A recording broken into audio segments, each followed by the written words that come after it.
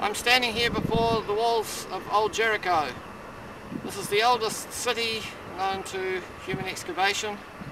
Runs back all the way to 9,000 or even 10,000 BC.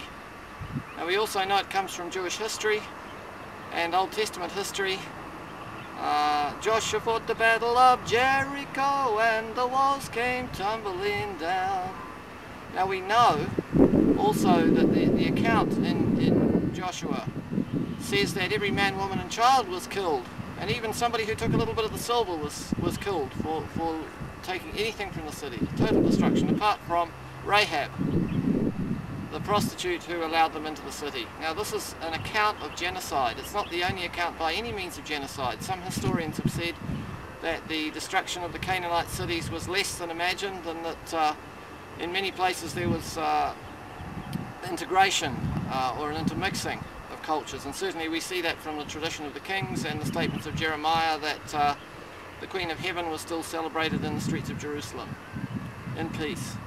However, this is a tradition of genocide. It runs back also to the Levites, when worshipping the golden calf, and 3,000 people reputed to have been slaughtered over the worship of the golden calf. Now this sets a tradition, and the Holocaust is a horrific incident to happen in human history, but it's only one of many genocides. This is in many ways, although every century for perhaps the entire patriarchal epoch has been a century of genocide. This century, in the 20th century, is apocalyptic in the genocide not only of the Jews, 6 million Jews, but of the people of Rwanda, of the people of Cambodia. Now, it's led to an unfortunate tradition in the Judeo-Christian patriarchal religious paradigm. And it's led to a very unfortunate guardedness on the part of the Jews, particularly in regard to the Holocaust, and particularly in Israel today with the tension between Arab and Israeli, Palestinian and Israeli. Israel is now holding on to 200 nuclear warheads. This is the Samson option to pull the pillars on the whole Middle East, destroy everybody if there is a threat to Israel. This is a very dangerous attitude. Now it has led, Muhammad is still revered as the final prophet in a sense, although the Mahdi and Isa are supposed to come back at the end of time. Muhammad is unique among spiritual leaders to have participated and authorized the genocide of 700 Jews in the Souk of Medina.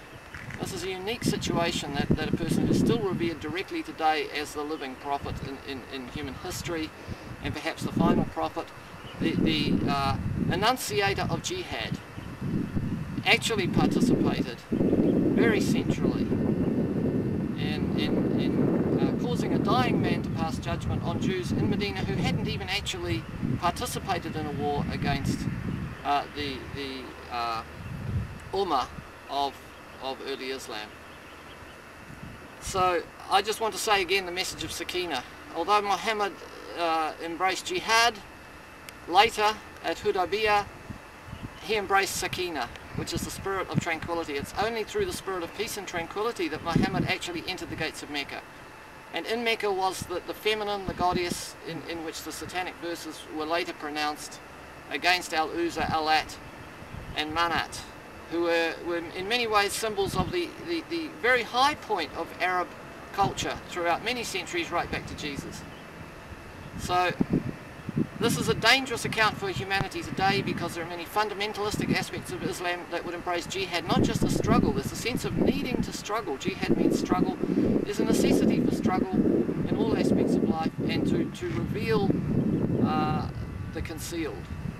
It's never easy. It's never easy to love your neighbour and as flesh of our flesh.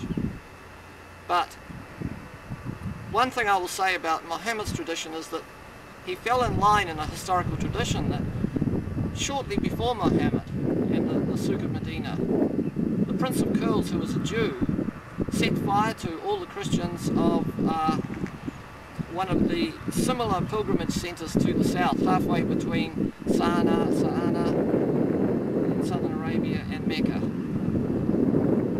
So the tradition was practiced again here by Jewish people who said convert to Judaism for the Christians. Tragic irony for the Christians who tried to convert the Jews to Christianity. So I would just like to say, nevertheless, that it's necessary for Islam to look very, very with great scrutiny at the fact that the Prophet Muhammad Muhammad did participate in a genocide of 700 Jewish men who had only considered cooperating with the Quraysh, had never made their minds up, had never opened the gates of Medina to the enemy.